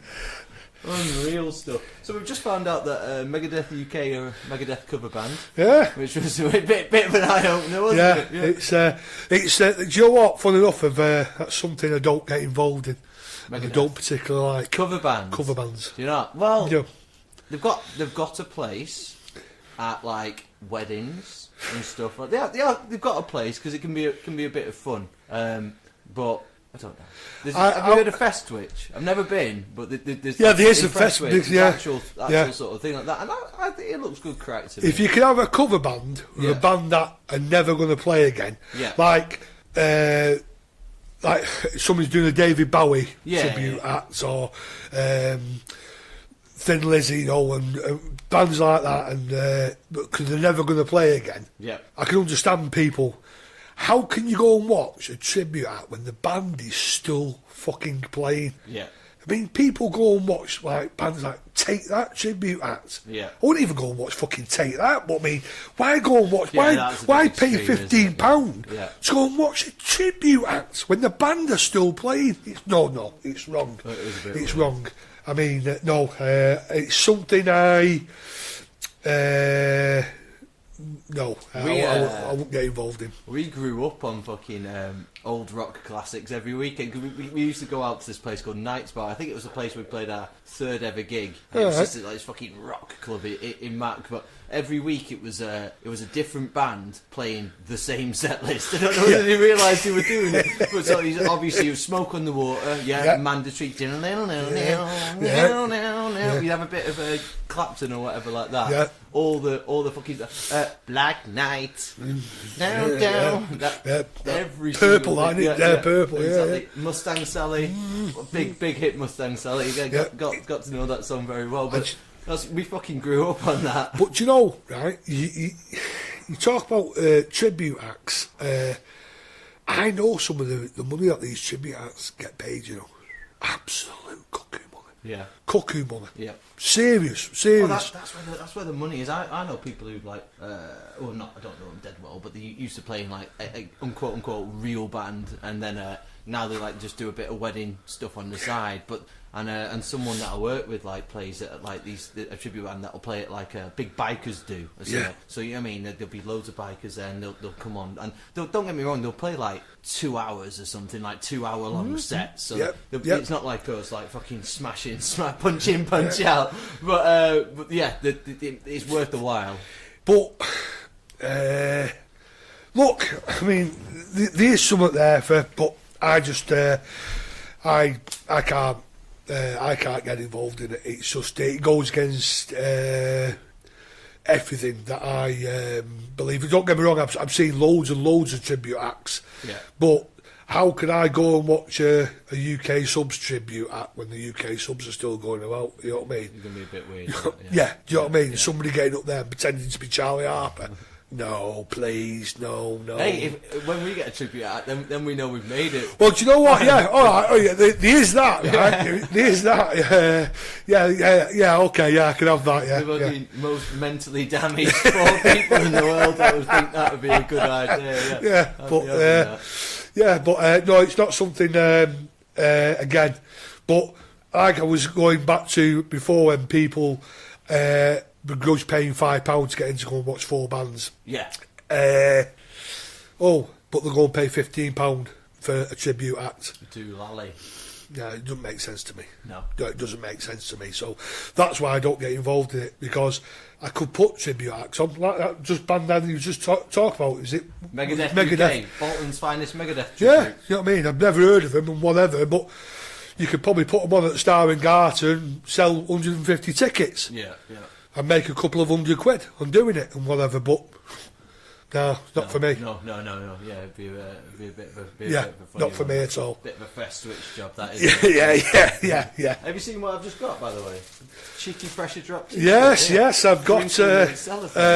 I've got one of them myself. In fact, all family have got one. I hope yours is bigger than mine, mine, yes, it will be. Mine will be a lot bigger than that little small T-shirt you've got. Have you got him on the tea subject yet? What? Vegan tea. No. Tea? No. Is this your new thing? Health kit? Not vegan fucking tea, is it? I don't know they make it, do they? Do they? Fucking vegan fucking tea. Have you seen that fucking baloo about fucking vegan sausage rolls at Greg's? It's hard to miss it. Oh, fuck's sake. Who gives a fuck? Wasn't there some people protesting it? Yes. I don't know if they just happened to be outside Greg's. Outside of Greg's. Yeah. But, well, I mean, all that baloo about fucking vegan sausage rolls. I'm like, Christ almighty. There's people dying in the world, etc., and people starving and homeless and they're kicking off about fucking vegan sausage rolls. It's shit, isn't it? It's shit. Yeah. Well, that's the country we live in. It is, yeah. Well, there's a couple more hours in that, but it's a dark route that we don't want to go down. Yeah, you're right. You're right. But there'll definitely be a couple more hours in that bad boy. But no, I'm pleased as punch with this. It's like nobody goes home empty-handed. It's like I've got a prize. Good. I mean, this Pressure Drop Studios T-shirt. Everybody, it's it was warm when it was handed to me. It's a great little place, this, you know. Yeah. It is the sound in it. It's really well run, and it's. Am I right in thinking that this is Ant's full-time job now? Yeah, Ant Wills. Yeah. Which is class. I mean, look, they've got into it, and they're making T-shirts, and they're not greedy, and they're professional, and it's a good setup, and I just open that it gets better and better for them. You know what I mean? It's central Stockport. Yeah. It's nice and central. Stockport's a big place. Got to be a lot of fucking rock and roll bands around. Its setup is great. What you can see if you go looking as well is I like the live videos. You know, they actually film it from the camera as well. People actually playing. Yes, yeah. Looks the business, I mean, the thing is, one thing with me is loyalty. Yeah, I'm loyal. Sometimes too loyal with people and bands and all that. But if people showed a bit of loyalty to the place and even to the recording in there and getting T-shirts done by Ant and all that, because they'll match the prices. But just stay loyal to them. You know what I mean? That means it's a big thing with me. That loyalty, loyalty. It is a big thing, and it's there's loads and loads of bands in Stockport, and they'll probably travel, miles to go to somewhere, you know what I mean, because it might be £5 cheaper than here. Don't make sense, does it? If you're practicing some way, it's got to be convenient. What I mean by that is the second it becomes a bit of a hassle, then that's when people are like, oh, I can't make it tonight, you know, and all this business, and you're off to a loser there. And all backline's here, and everything's here for you. Exactly, All you have to do is bring your heads and your breakables, and that's it. You're off you bleeding and go. And you're rocking and rolling. Yeah. Get stuff recorded by Big Will as well. In his and he does a good job as well. He does. Yeah, he's. They got active again. Lee, I know I'm asking the wrong person, but Lee Kirkz, I've seen. Yeah, they're playing with the adolescents at the Salty Dog. Good, excellent, right? And hopefully I'll be putting them on because we're hoping to get.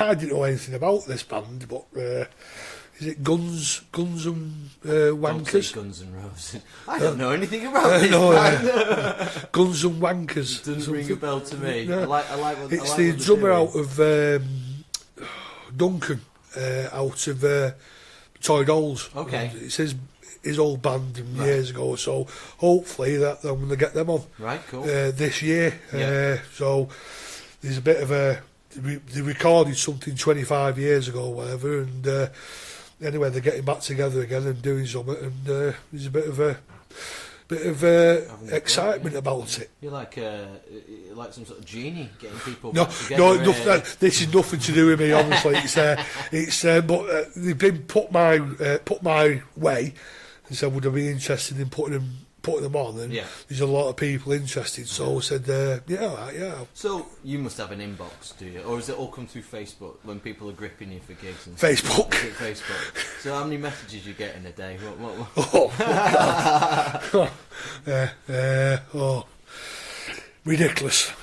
Ridiculous about. And if the rumour mill goes round, if you're putting a band on, if I'm putting a band on, and all of a sudden then it's message after message, Jase, can you put us on? Can you put us on? And I'd love to put them all on.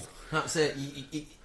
It's hard, isn't it? Because it's like I could be like one of those people who's asking like that, and it's grim to even ask a little bit because you know that you're just one of a million voices all going for like 5 coveted slots. But at the same time, if you don't throw your hat into the ring, if you don't buy a ticket, look, I don't mind. It's when people stop asking that's when you want to worry about. Yeah, there is that. You know what I mean? Yeah. When you put in a good band on and you don't get any people saying, "Can I come and play?"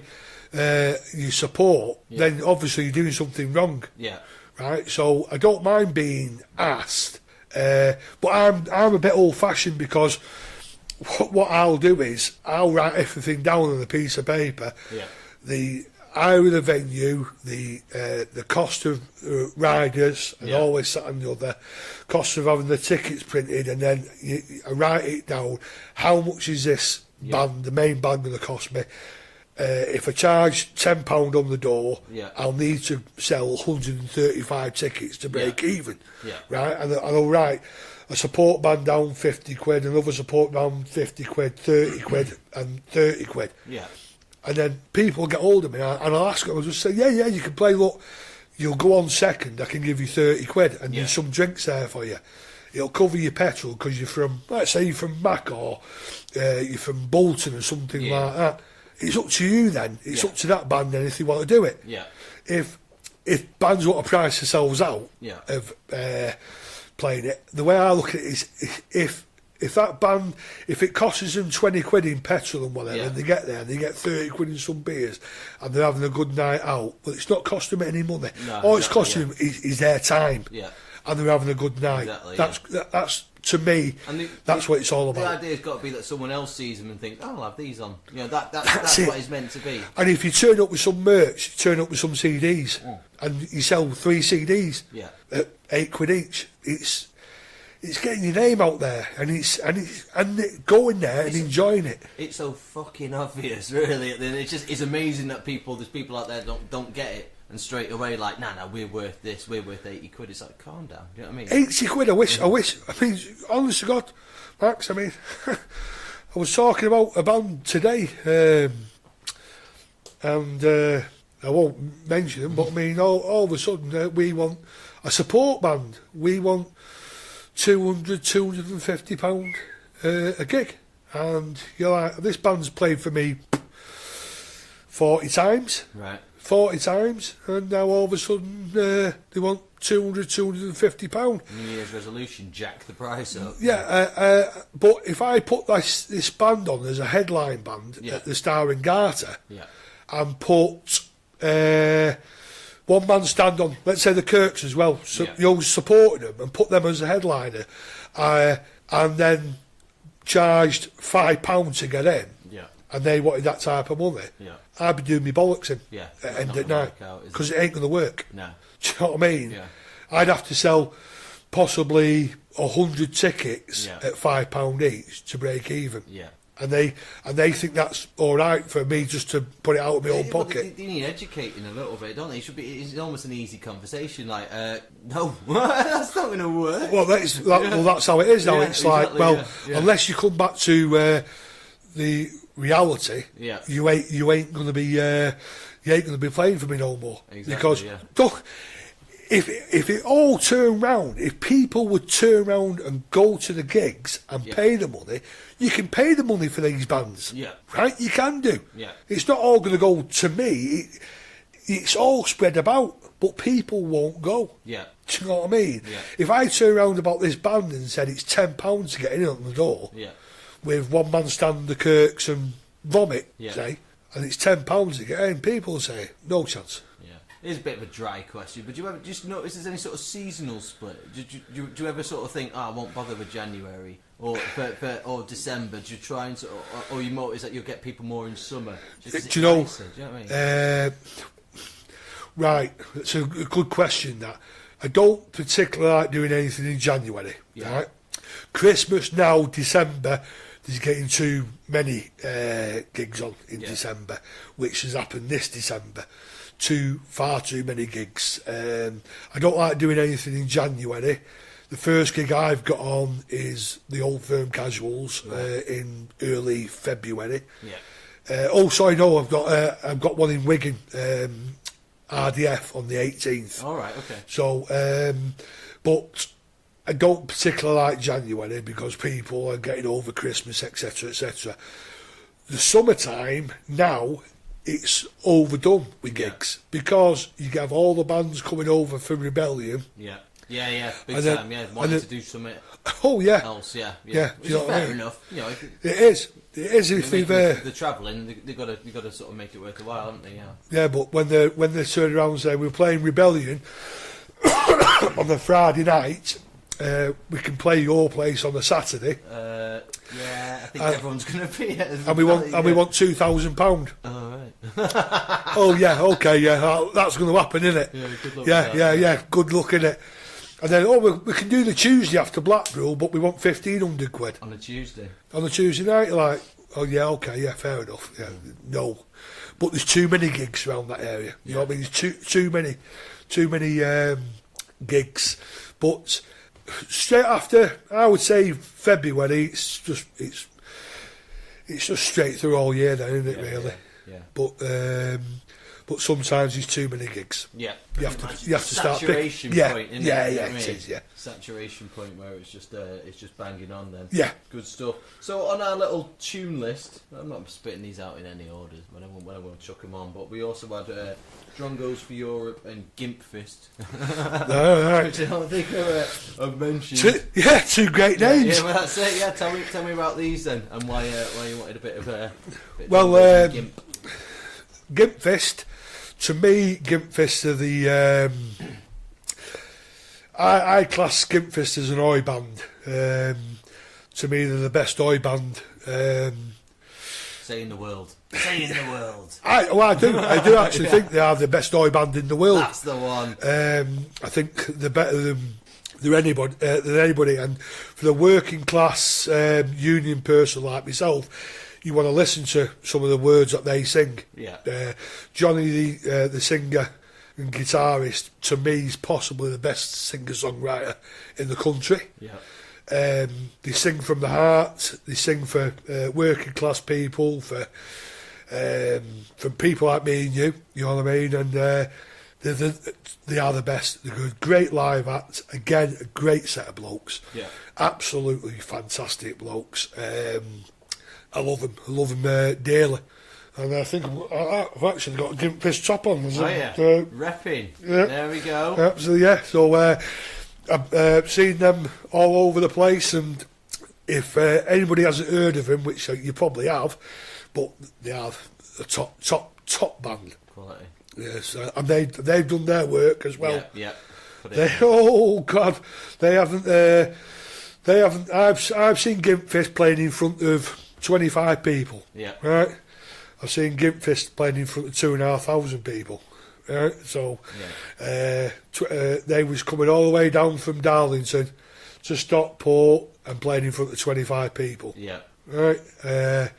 I've seen them at Blackpool playing in front of 2,500 people, and they've had to shut the doors. So fair dues to them. Yeah. They put the groundwork in, and good luck to them, I say.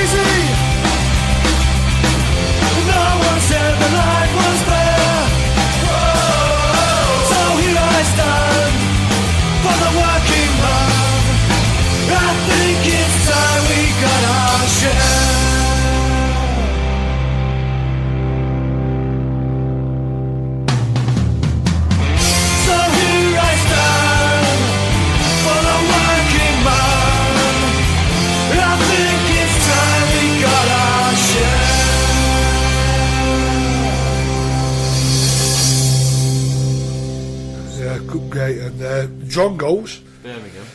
Oh, Birmingham's finest. Yeah, to me, possibly the ultimate punk band. I love. just love everything about them. I mean, virtually my family. Yeah. You know what I mean? They used to get my lad singing. He's got up and sung with them all over the place at rebellion festivals and wasted festivals and calling gigs, you name it. He's got up and sung with them. He used to sing a song, Who the Fuck Are You, when he was a kid, from being 8 years of age. They all come to me wedding. Oh, did they? Yeah, there was all at me wedding. There you go then, yeah. All day at me wedding. I put them on all the time. They played the Punk for Pam gig every year. Every year they play Punk for Pam. Yeah. They're a proper hard working, honest punk band. Yeah. Do you know what I mean? And there's not a lot of them about. Yeah. You know what I mean? And they're not in it if they have a right good time and a chat and sit down and talk to people, and if they cover the costs and they can put something away for if they're going playing Germany or whatever. Yeah. Good luck to them. Yeah. Good luck to them. They're not greedy, and they should pull more people than what they do. Yeah. Do you know what I mean? Yeah. I think, to be honest with you, I think if you put them on at Star and Garts or something like that, there should be 140, 150 people there watching them. Yeah. Pity there's not sometimes. You might get 60 people, but they give you 100% all the time. They give you 100%. Have you played with John Goes, haven't you? Yeah, we will have played with Yeah. I'm sure you have. But, they're close. They're like I said, they're like family to me. Yeah. Do you know what I mean? I speak to them quite a lot. Same with Gimpfist. Yeah. Same with Gimpfist. I speak to them quite a lot as well. So it's very impressive having at your wedding. That's yeah. Billy Clubb was at my wedding, like and Billy Clubb was at me wedding, and look, I was big old band, the old Billy. Look, these people that I used to. It's like you talk about Punk for Pam, GBH. Yeah. Bands like GBH. I mean, I remember going and seeing GBH when they first ever started, right? And I was only very, very small when I was 14, 15 years of age. I'm 6 foot now, but I don't think I was even 5 foot. I was a midget. And these people was huge to me. There was huge people. There was gods. Honestly, God. It's like I used to look at them and go, Christ. Oh, there's Jock. Oh, there's Colin. And oh, bloody hell. Get their autograph and have my photo taken with them and etc. But you know, these people now are my mates. Yeah. They're my mates, you know what I mean? I speak to them on the phone and all these years later, what a lucky bastard I am. What a lucky bastard I am. Yeah. Do you know what I mean? I put GBH on all the time in Manchester. Yeah. I put the Cockney Rejects on. I put the UK Subs on. The Angelic Upstarts. All these bands I put on. What a lucky bastard I am. Yeah, exactly, yeah. Well, I mean, I'm living the dream. Yeah. You know what I mean? I am. But it's not just like these people say, "Oh, yeah, Jason put us on in Manchester," and it's money. It's not. No. My friend, I've got their personal phone numbers and all that. A band that you're playing with, the Outcasts. Yeah. You know what I mean? I remember the Outcasts when they first ever started, and I went to see them in Duckingfield. Oh God, you know what I mean? I was like, Christ. And then they got back together, and me, my lad, and Ant. Yeah. Flew over to Dublin to watch them on the first gig that they'd ever played for years and years. And we went to Dublin and got paralytically drunk. Flew there in the morning and flew back in the morning at 6 o'clock in the morning. Yeah. But I've become friends with them. Yeah. I've become real good friends with them. Yeah. So every time now they're going to play Manchester, like, Jase, can we put him on? Yeah, it's my pleasure. Just going off on a major tangent when you mentioned Dublin, have you ever been to Rebellion at Amsterdam? Yes. Have you ever been out to that? I went last year. Oh, did you? Was there last year, yeah. Is it good? Yeah, great time. It just makes me fucking wonder quite how messy that would get in Amsterdam. Yeah. There was, how many was there? I think there was a group of 12 of us went over this year to it, and great. Great. It's a great setup at the Melkweg. The ingredients are just all there. I love Amsterdam. What you're saying, how Japan it's chilling. Amsterdam is just chilling. Yeah, it is. Really it is. I mean, look, and a lot of people. I know you played Rebellion yourself with your band, and they get a lot of, by some people, they get a lot of bad publicity. Jenny and Daz Russell, but it's organised perfectly. Yeah. It's run perfectly. They don't charge for kids to get in. You know what I mean? They don't charge for. They look after people. They have the top bands in there, right? Yeah. Good luck to them. You know what I mean? And they do it at Amsterdam, and you know what? It's run absolute perfect. Yeah. I went to the first ever one at Blackpool. Did you? Right, 1996.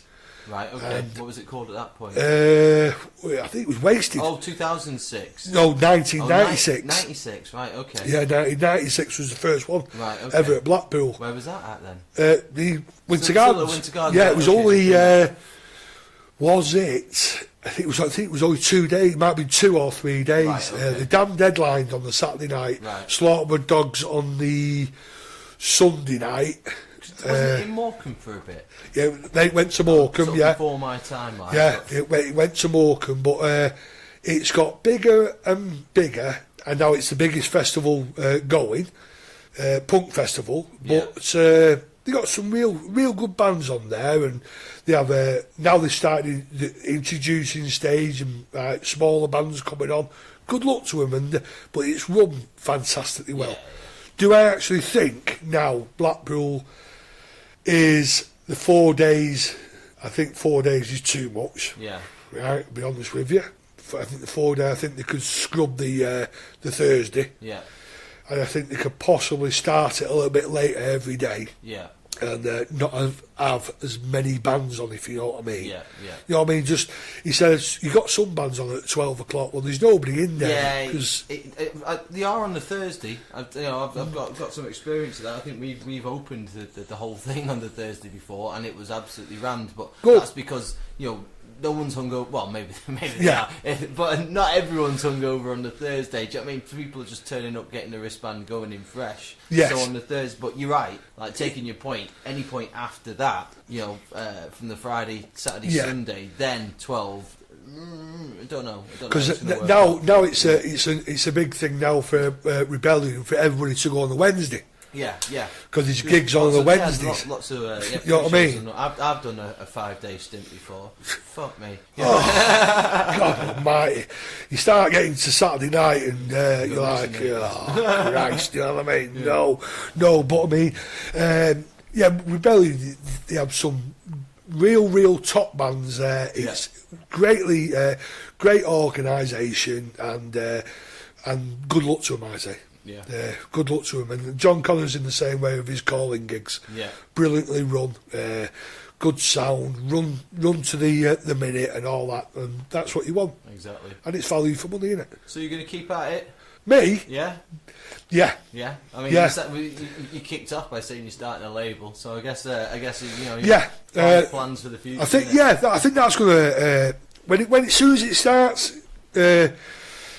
As soon as I get something released, it'll be a bug for me. You know what I mean? And look, if you want something releasing, you always come to me. Bidding more. No, I'm only kidding. Bidding more. I'm talking to fucking Billy Joe here. Fucking hell, Green Dave just walked in. Fuck me. What I mean, if you want something released, you know what I mean? Because it's a non-profit thing, yeah, mate. Of course, yeah. It's a non-profit thing. Yeah. I mean, I'll put my money where my mouth is. I'll put the money into getting everything done, and the band have all the stuff. And when they sell it, they just pay me back the money what I put in. The rest of them is fucking theirs. Doing it, isn't it? Yeah. Do you know what I mean? It's theirs. I'll put my money where my mouth is and say, look, if you want to record it, you record it, print it. It's on my record label. Everything just goes back to the band. Yeah. I'll be dead honest with you. Talk figures now. Let's just say something costs £1,000. Yeah. The band have everything, and then as soon as the £1,000 in, that's mine. The rest of it is the bands. Yeah, so it hits the total and then That's it. Everyone's clear. Everyone That's knows it. what's I mean, happening, yeah. crack on, do it. I'll put my money in, and I'm doing it with one man stand, and I'll do it with anybody. Yeah. You know what I mean? If I think they're worth doing it, Yeah. Come on, have a go at it. No, it's going to be mint. I'll be wanting you back in, like, you know, in sort of 12 months' time when you're off and running. See how we'll catch up. See see how it's going. See if the enthusiasm's still there. I might end up being fucking Dickie Branson. Exactly, You know what I mean? exactly, yeah. I don't think so. But yeah, no. Look, I mean, it's. Don't get me wrong. I love putting gigs on, and I've been talking to the lads tonight about releasing some stuff on vinyl and CDs, and I want to get into that. They'll help me. They'll probably do 90% of the work, and they will do. I want to get that up and going, and running this year. I've got a lot of the gigs on that I'm looking forward to. Seriously looking forward to this year, and so I'm enjoying it. I get stressed out and I get worked up and I get pissed off, but not everything's roses. No, it's not easy, but it's worth doing, isn't it? Yes, it is. But you know, that's how it is. It is, yeah. I mean, I've got you on in April, and I'll be getting you on again. I'll be getting you on again this year somewhere else. Holy moly! Yeah, oh yes, No way. That's 2 gigs you bought. Hey, come on, retirement. 2 in the calendar.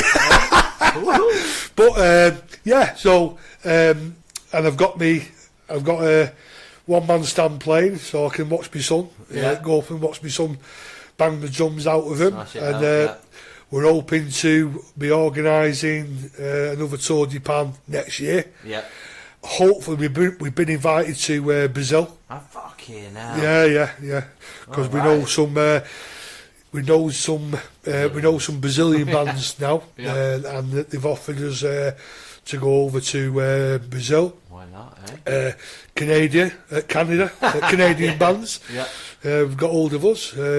And seeing if we would go over there and play some shows in in Canada, but the world's such a small place now. Yeah, exactly. Yeah. Do you know what I mean? It's so good having one man stand back though. Just I mean, when he played for us at our 20th. Yeah. And they opened with "You're a waste," and it's just for fuck's sake. When he plays that opening riff, it just.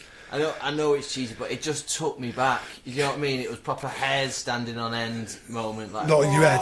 Yeah. Well, not everything stays the same. Same here, fella. Same here. But you know, you're right. You're right in what you're saying there. You know, when you heard that, and I can understand where you're coming from, because I've seen you at the Thatched House and all that, and it takes you back all them years. You know what I mean? And when you hear that, and it's good old-fashioned punk music that would doesn't cost jack shit, and people just want to enjoy it. Yeah. So my ideal thing would be, honestly, Max, I'll tell you this now, my wife would divorce me if she heard me fucking say this. Well, she might do. Yeah. Hopefully, that's the idea. Yes, please tune in. I would love to build a place. Yeah. A bit like Noah's Ark. Okay. Now we're talking. Yeah. And just, you know, have it a capacity like of no more than 300. Yeah. Right? So you can get half decent, but you know, and just have like the bands that I would want on. Yeah. You know, and punk bands and good old and have a fucking good time and have it there and don't rip people off with beer prices and things like that. You know, if I had the money, just build it. Yeah. And you know, like a bit like Field of Dreams, the film, the people will come. If you build it, they'll come. If you build it, they will come. Yeah. Do you know what I mean? And I would love that. That would be class. I think everyone's had that fantasy, you know. Honestly, I would love that. Just you know, it could be somewhere like Stockport. Yeah. Could you used to come to Thatched House? It's crying out, isn't it? Really. I mean, well, I don't know whether there is. We play at a place called the Blossoms up on the A6. Yeah. Decent. Robbie's house. Yeah. Yeah, exactly. But you know, there was a few places back in the day like I could say that for anywhere, couldn't you? Yeah, you know? I mean, the Thatched House was a fantastic venue. House was top class, yeah. Fantastic venue. Yeah. But I mean, do you know, it'd be fancy. Do you know what? I'm going to actually have a look about in Stockport and see if there's any places that you can make into a venue, a music venue in Stockport. Do it. Because there's loads of empty places, mate, isn't there? Yeah. There's loads of empty places in Stockport, and I think it's crying out for something. It really is crying out for something. Exactly. It's on a main train line. Yeah, do you know what I mean? And It sells itself, doesn't it? it does. Yeah. It does. To agree. And if you own the bleeding place, you could shut at 10 at night so people can get home. Yeah, big time, yeah. Do you know what I mean? You start early on a Saturday and finish early, and I've seen people more can of get that, home. actually, in fairness. Like, sort of gigs based around, like, train times and stuff. It's a sound idea. Yeah, do you know, right, fair dues... in fact, the Macc Lads was nice. Nice time for me. Like, having to get the train back from Piccadilly to Macc. Yeah. Perfect. Lovely, lovely job. I mean, yes, they do that at the Star and Garter, and to be honest with you, Stu Taylor was... he got the ball rolling a bit on doing that, and fair dues to him. It was a bit of an idea of his. It was decent thinking of him. You know what I mean? On his gigs on a Sunday, it's going to be over for 9:30 on a Sunday, so people can get home. 10 on a Saturday, right? People can get home. Good, decent idea, you know what I mean? Because that puts people off going to a gig thinking, how the fuck am I going to get home? Yeah, it does for me, because getting in from Macc to Manchester, it's train or drive, and who wants to drive? You know? Yeah, you're right. Not quite the same, is it? Yeah, no, I mean, you don't want to get, I was going to say you don't want to get arsehole, but I usually do, but even if you just want like 5 or 6 pints, don't you, something like that, you know what I mean, have a good time. It's, yeah, do you know what, I'm going to have a think about having a look at somewhere, if there's somewhere in Stockport, because you know, it's crying out for some a music place in Stockport. You've heard it here first. Yeah. Because, well, can you name one, a proper music venue in Stockport? You can't. No, not like you could, you know what I mean? You know what I mean? You can't name one, can you? And, so... I'm gonna have a look. I'll have a look into that. Ooh, yeah. So, anyway, I'm going to wrap us up now, Jase. Because, Brilliant, my man. We've all got No, it's been an absolute pleasure. Yeah, it has for me. It's the first one I've ever done. Is it? Yeah. You've acquitted yourself very well. Oh, thank you. You know, you Thank you. held it together. Smashed a few Magners down. It's been good. That's got to be done. Couple of shout-outs, obvious ones. We're sat in Pressure Drop Studio. It's a fully kitted out rehearsal recording studio in the centre of Stockport, run by sound people. Yeah, fair, right, honest, all the sort of stuff that you can't really buy. Downstairs, merch. They've just given me a T-shirt here, which is, you can see straight away, it's top quality. They print them themselves. They're not farming it out. It's not a third-party job. It's sort of hand done by the people that you're dealing with straight away, so you kind of know what you're getting. So it's nice. You know, I've known like Ant for years and years and years, and it's nice to be able to sort of deal with the same people like that. Yeah, like you said, loyalty. It's yeah, but they do T-shirts for everybody, you know, like Jar Wobble and all that. They do all these T-shirts. Some of the you know what I mean? So so they do some good bands. It's a place to go. Yeah. So thank you, Bane of My Life. Nice one. High Thank five. you. Cheers, bye bye. Cheers, bye bye. Bye bye.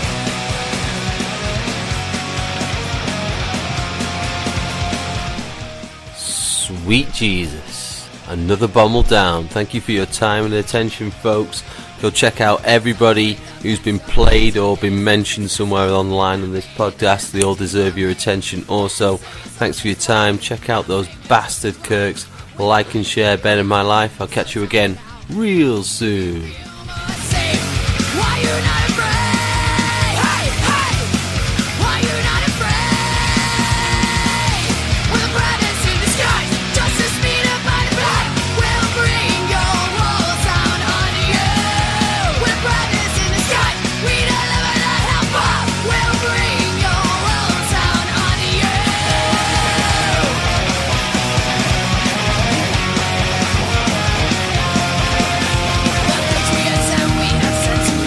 These